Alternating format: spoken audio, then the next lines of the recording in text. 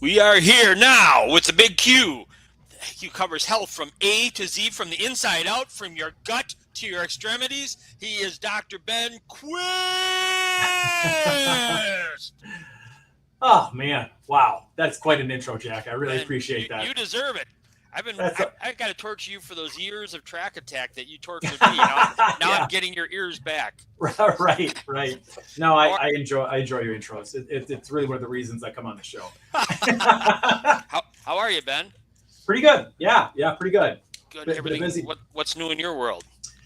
Well, I am doing a talk. I'm the final speaker in our speaker series that we do every kind of like winter or spring, and my talk is not this upcoming Thursday, but the following Thursday at Forum Fitness Health Club. It's free to non-members, members, but I'm excited about what I'm speaking about. It's at 6:30 p.m. by the way. So if anybody wants to come to my talk, you just have to call us here at Forum Fitness to sign up. I already RSVP'd for it, Ben. Did you? Yeah. I got my chair reserved. And it's funny when you say you're excited about it. That's hard for me to imagine. You getting psyched up for a health talk. What are you covering specifically? Now you don't have to go into the talk, but kind of give us an outline. I really, whenever I talk about stuff, like I'm very mistrustful of experts or research studies, or when you've been looking at this stuff for decades, you start to maybe lose faith a little bit in certain things, and then you never know when you go online, or when somebody is telling you something, especially in the health and wellness field, is it really just a commercial for a product that they're selling? Is it really, so one of the things that I've been very interested in is inflammation. So the kind of whole body inflammation that really lately has been linked to pretty much every major disease process. So cancer, heart disease, diabetes, inflammation rears its ugly head, this kind of like low level burning inflammation that can be kind of throughout the body. And it's really, really a bad thing. So, and there was even a group, of individuals that believe that is one of the hallmarks of aging, that as we age, your level of inflammation typically goes up higher and higher and higher. So does the inflammation cause the aging, or is the aging causing the inflammation? It's like the chicken and the egg thing. So I find it very, very interesting. But is there ways to combat that? And in looking at that, there is this, I'm sure you've heard of that, eat an anti-inflammatory diet. Have you ever heard me say that? Yep. You get the book on the anti-inflammatory diet, how did you determine that was anti-inflammatory? How do you know? Why are you saying that? And then, so they have something called the anti-inflammatory index of food, and they talk about it a lot. Well, here's the list of foods. These are the most inflammatory. Saturated fat is really bad. Animal protein is really bad. Trans fats are really bad.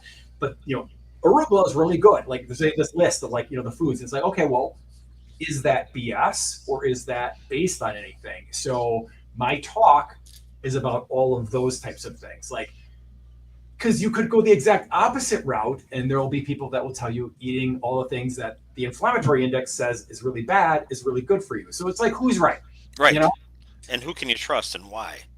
Yeah, exactly. You really have to be a little bit careful with it. But, just like all decisions in life, whenever you look at these kinds of big questions like this, you look at all the information available. Then you look to experts or people that have or individuals that have successfully done the thing that you want to do. You interview them, you talk to them, you look at that, and you just go does it even make sense? Is it common sense that would work? So. I think I've come up with my own opinion on the inflammation topic. So that is going to be what my presentation is going to be about. Shocking. You're going to be opinionated. Yes. Well, in the end, Jack, that's all there really is. If anybody thinks that someone's got all this diet stuff figured out, they don't. They don't. They don't have it all figured out. Basically, you're getting different individuals' opinions. And I always think it's best to get somebody's opinion that's not trying to sell you something.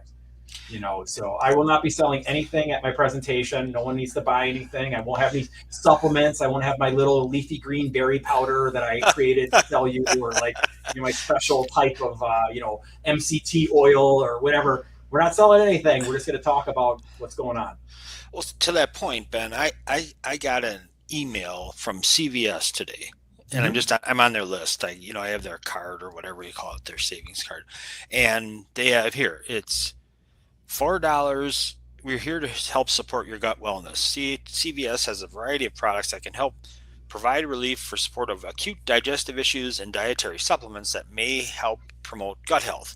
That Mhm. says shop digestive health. You get a $4 coupon of $25. And they have a photo with CVS Maximum Strength Probiotic Dietary Supplement, CVS Health Omeprazole, OMEPRAZOLE,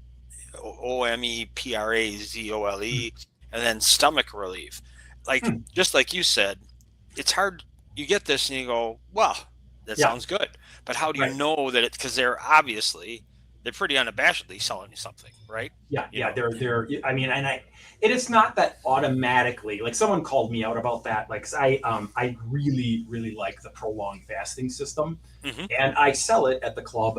I make like $10 per box I sell, so it's like I make virtually nothing off of it. yeah, But I truly believe that it works, and just because I'm selling it doesn't mean that it doesn't work. You know what I mean? Like you right, have to just because CVS is selling those supplements doesn't automatically mean that it doesn't work. But your antenna should go up a little bit when the person is trying to sell you something, because then yeah, you know, they yeah, might not have your best interests in mind.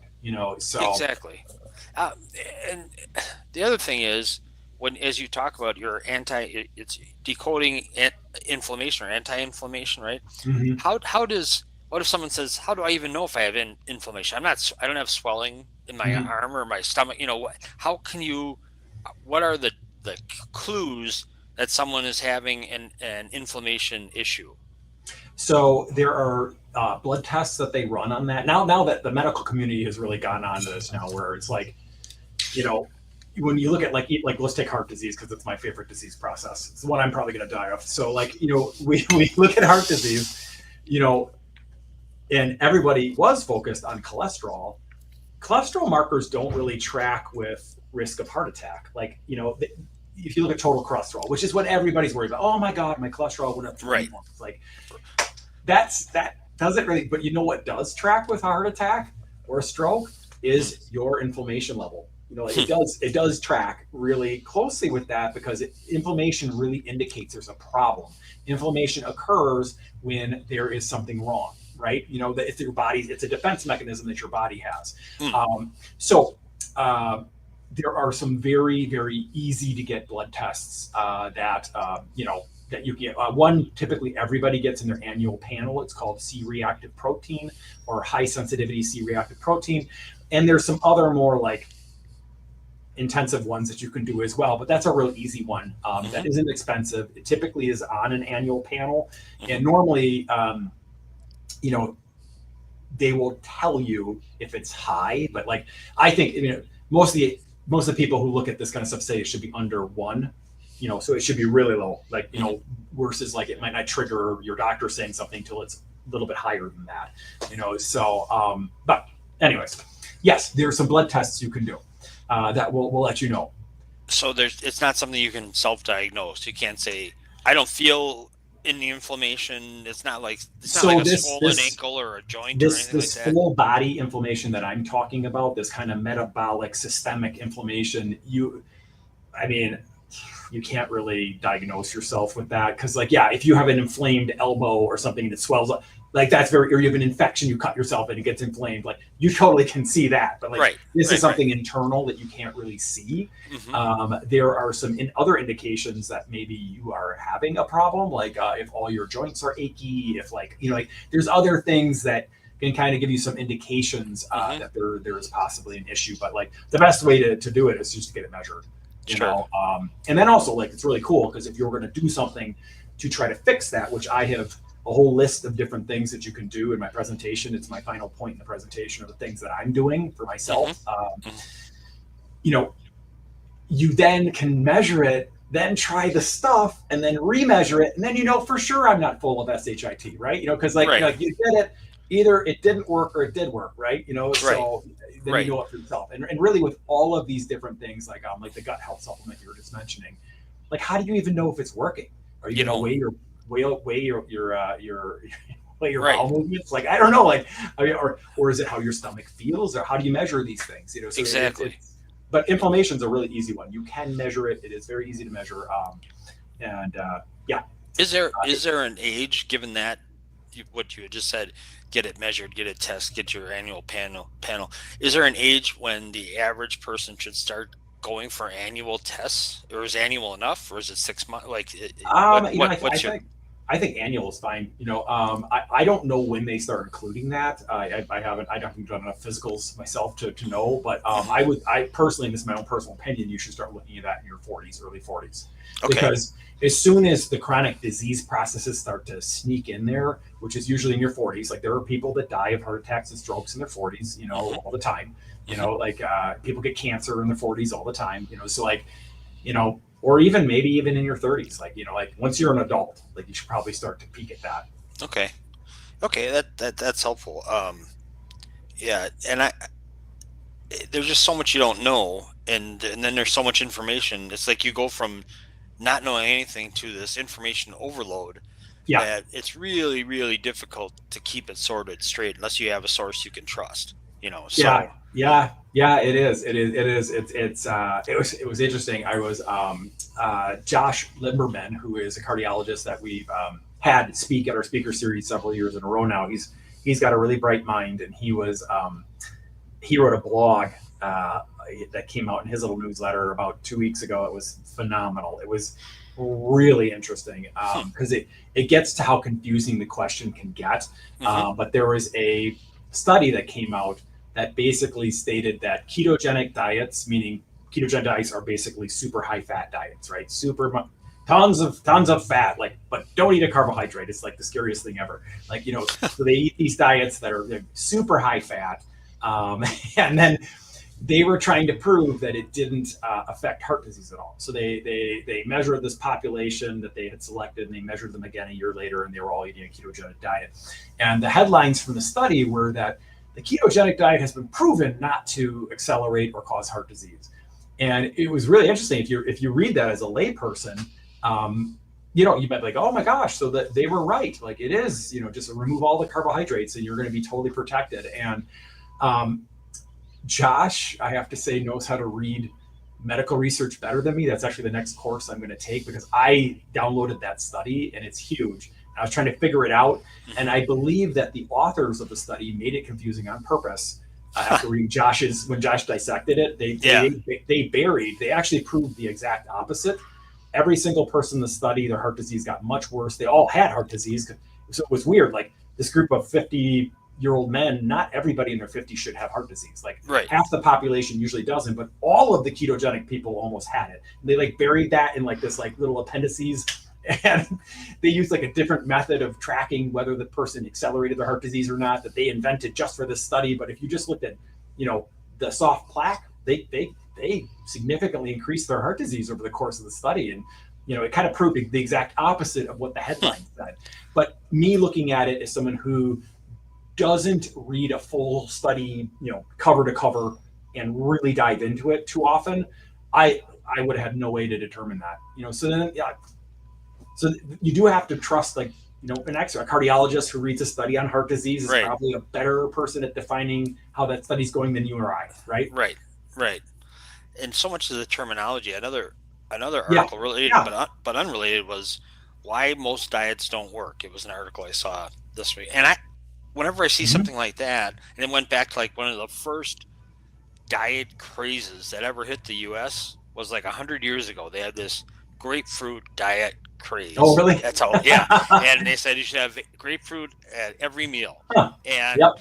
the only thing that changed was the amount of grapefruit being sold because it skyrocketed. It I, was I believe it. Yeah. just crazy. It's hard to 100 years ago. You think they didn't even know what diet was back then, but there's something about the word diet Mhm. that it just conjures up Yeah.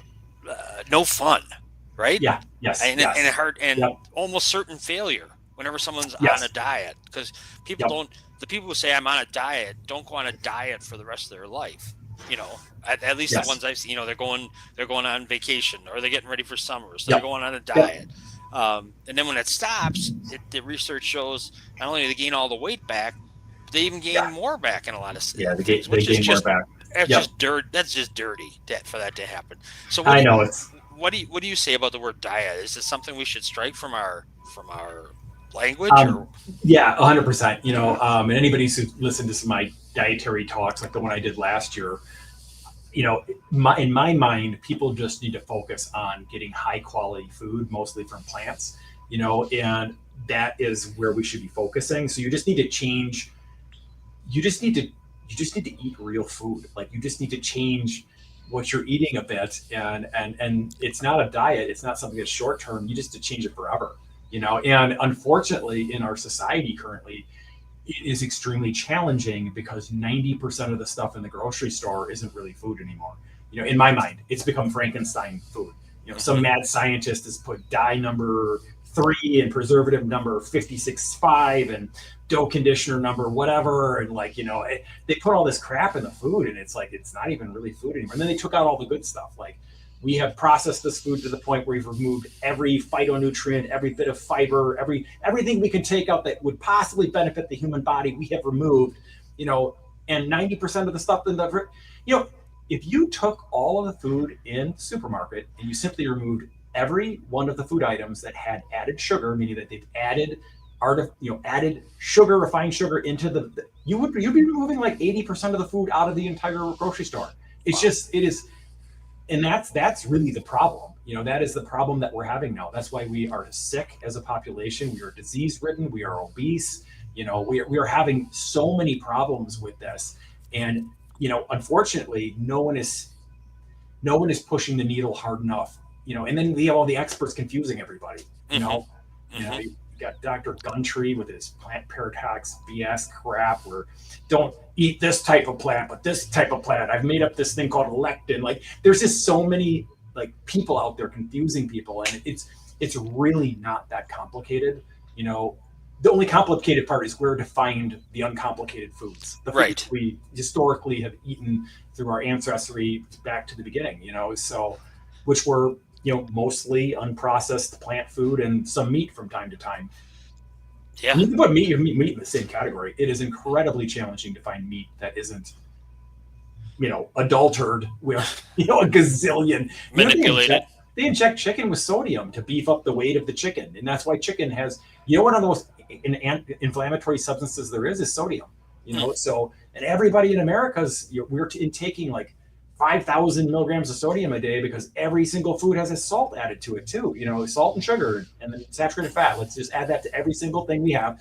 Take everything good in the food away, and then let's feed it to everybody, and let's see what happens. Ben, how do I know what food to eat? I mean, it's simple, but it's not simple because here's what's not simple from what you just said. Mm-hmm. Chicken. You think chicken is a white meat, lower fat than I think than Yep. other choices. So I'm eating chicken thinking it's a good choice, but you're saying it's not a good choice because it's been manipulated with It's manipulated. Yeah, I mean sometimes antibiotics have been put in there. yeah, You talked about gut health. yeah, What's really not healthy for your gut is like shooting down a bunch of meat that's been antibiotic to death. Like it's like that's not good for your microbiome either. yeah. So there's a couple different ways you can do it. Lots of times with individuals that I work with, I'll simply teach them how to identify whether there's been an added sugar added to the food that they're going to eat, and I will attempt to have them not eat any added sugar for a month. And if you get rid of added sugar, you get rid of 90% of the bad foods.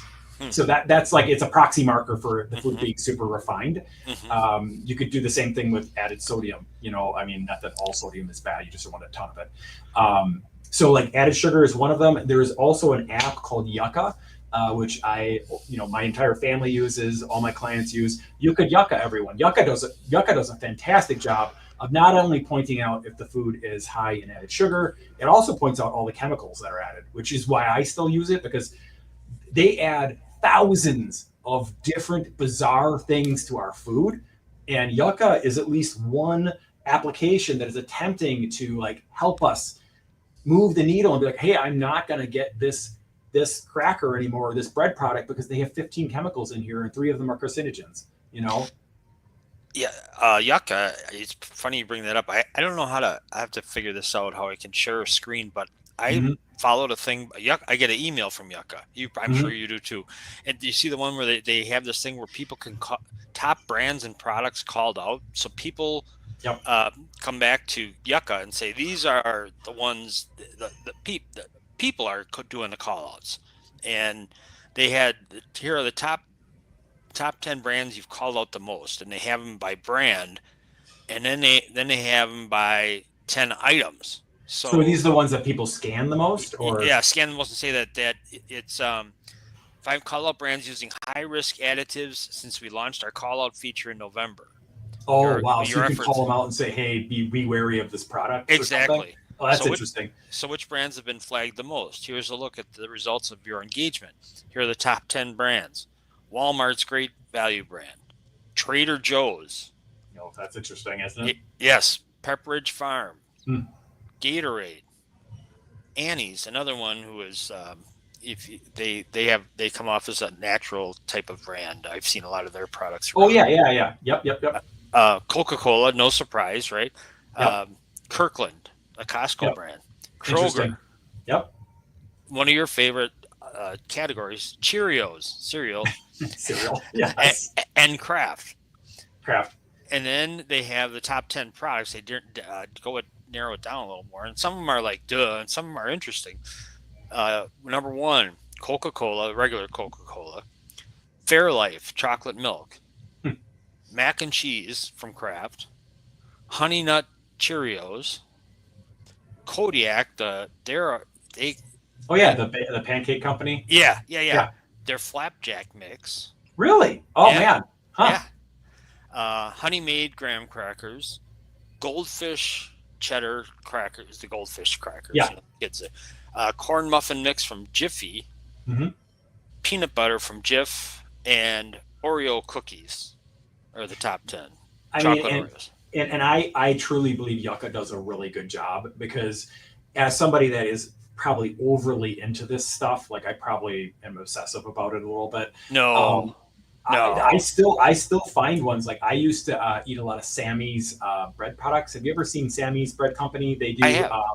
They do like some triangular, really good flax chips that are really high in fiber, no added Yes. sugar, and that was a product they slipped it by me. Like when I if I look at the label, I don't see anything bad from a macronutrient standpoint, but when you look at what chemicals they put in there, they're like a red item on Yucca because Ugh, they have hormone disruptors and all kinds of crap that they put in there. With sometimes the preservatives that they use in different things are just not good for you. And I can't. I'm not a chemist. Like mhm. I can't. Yeah, you and I are not going to, memorize a list of 1,000 different food additives that you shouldn't be eating. Right. That's really what the government should be doing. Like they should be being like, okay, like we shouldn't have this in food because it's been proven to do X, Y, Z, or it's questionable. You Hmm. know, do you know who makes the determination as to whether a food additive is safe or not? No. The food company. So like that's like having the fox be in charge of the chickens, right? I mean, Right. it's like it's the dumbest thing ever, and that's why we've ended up in this horrible situation that we're in right now with our food. So but Yucca is really good with that. Like yeah, when you ask how to, you could just Yucca everything. Yucca will tell you if there's added sugar, if there's too much fat, if there's too much sodium, if the chemicals are not right. I've And even then found I found a pizza that actually came out green on Yucca. what? Yep, yep. There was a pizza. It was from Europe, but Oh, of it's like, course. yeah, of course, those Europeans. Oh Damn my gosh. Europeans. Yeah. Yucca is Yuka for people in Hmm. it's a little carrot is there, Yep. as you can tell. Um, all And right. it's one Go, go, go. version's free, and then there's another version you pay a teeny bit and you can scan the item. I think so. It's Yeah. not expensive. Yeah. Um, okay. Do you have like 2 more minutes? Sure. I want to Yeah. ask you about if you've seen Arnold's. Do you see Arnold's newsletter today? I By didn't. chance? No. Uh. You will numbers you won't forget. This is like the number one lead thing. 17%.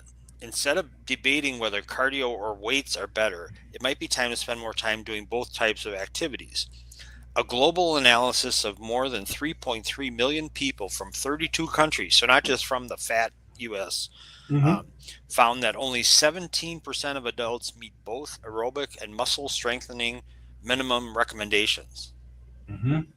The review looked That to doesn't surprise me. adhere to major goals: 150 minutes of moderate intensity aerobic activity per week, and at A least week. Yep.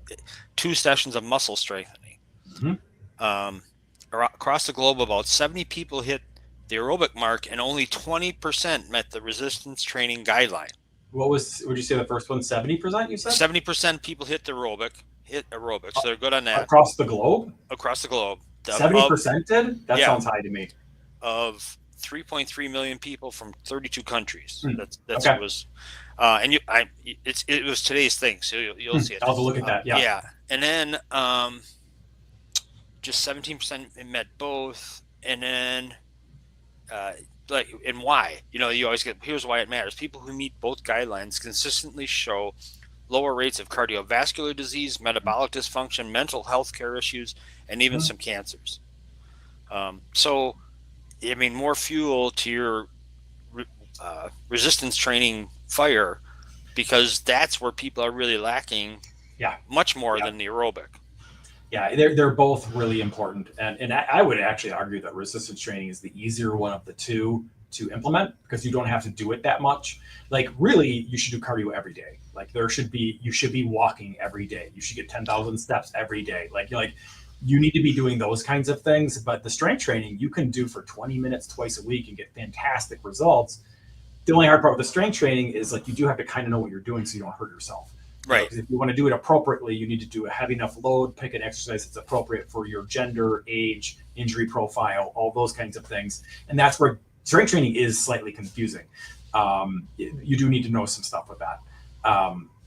You need to know some stuff, or know the people who know some stuff. We can help you guys with that. Yes, if you guys need help, we're happy to help. Like you said today to me earlier, you saw me working out in Michael's class, which was a tough class. But here's the key to a class like that, from my unprofessional perspective, just the suffering workout person, is not only do they have you do things that you wouldn't know how to do yourself, but the key is they watch you while you're doing it. And while you're doing it, you're getting tired. So you don't even realize. You think, your first set, your back might be ramrod straight. But then by the third set, you're starting to, and then Michael's right there saying, nicely, not be an idiot, straighten up so that, if you want to get the benefit, this is how you have to do it. And you don't want to hurt yourself, like you said. So that is so key. Getting, no matter what in life, you can go it alone, you can find a lot of information, but if you don't, people who are ultimately, like track athletes who are in the Olympics, they have coaches. Yeah, they do. Yep. If they have coaches, everybody in the world can use a coach in any kind of activity. It's true. Yeah, it really is true. A mentor, a coach. It really, that's why personal training exists. And also, like, in a health club, it's just nice to be around other like-minded people and, do stuff together in a group is always a lot of fun. So yeah, definitely. Okay, cool. Just bring it back, tie it into what we started with. One of the best things to reduce full body inflammation, Jack, what is it? Resistance training. Exercise. Yeah, exercise is one of the huge ones. Yeah, so like that is, there are study after study after study after study after study shows that is one of the best things for kind of just taking that inflammatory level down. I just get such a high from it, a legal high. Yeah. You just feel so good knowing you've done it. Yep. So, that's probably one of the best reasons to move every day, is because it energizes you. It makes your mood better. You think better afterwards. Like, there are just so many benefits to it. It doesn't have to be the brutal exercise. It can be just going outside for a walk. It doesn't need to be. That's what I tell my mom all the time. Like, she's been doing the strength training because I forced her to go and get personal training. But good. Like, Mom, like, you need to walk 7 times a week. You're 80 years old now. You need to get out there. I need to see you walking. So it's important stuff, but it doesn't need, she doesn't need to be jogging. She doesn't need to be, doing burpees, but she needs to be walking, Right. So, right. Yeah. And that is why the letter Q is the best letter in the alphabet, because Ben Quist is right here with all your quelp that you need for life. So how do you like that? I like that. Wow. That's pretty good. Cool. You got any activities planned for the weekend? Your kids nope. Kids aren't in sports or anything this weekend? Yeah, a lot of sports stuff. I'm single parenting this weekend, and I'm working on my inflammation presentation. So I'm going to be I have a lot of sound effects I'm putting into it and certain animations. Whoopee that I'm putting in. cushions? Yeah, well, no, that's probably not going to be in there. But you'll just have to be surprised if you're going to a Jack. You can see some of my animations that I'm putting in there. I can't wait. I'll grade it. Yeah, please do. Fantastic. Well, thanks a lot, Ben. As usual, you brung it. You done it. So Good. great job, and I'm looking forward to Thanks, that Jack. one. It's cool. So again, if you're interested, it is decoding dietary inflammation, Thursday, May 8th, 6:30 p.m. by this gentleman right here, Dr. Ben Quist, Foreman Fitness Health Club in Grafton. And if you want to reserve your seat to make sure you have a seat, no cost, whether you're a member or not, just call the club, or I think you can email the club too, right? Yeah, you can either call or email, and you definitely do need to reserve a seat. There's over 50 people signed up already, so it's we're gonna have to bring in extra chairs. It might be standing room only. Excellente. SRO for Ben. Way to go, Ben. Yes. Outstanding. Yes. Fantastic. Cool. All right. Well, thanks very much, Ben. Good to hook up with you again, and keep bringing it, man. All right. Thanks, Jack. All right. Have a great weekend. You too. We are leaving.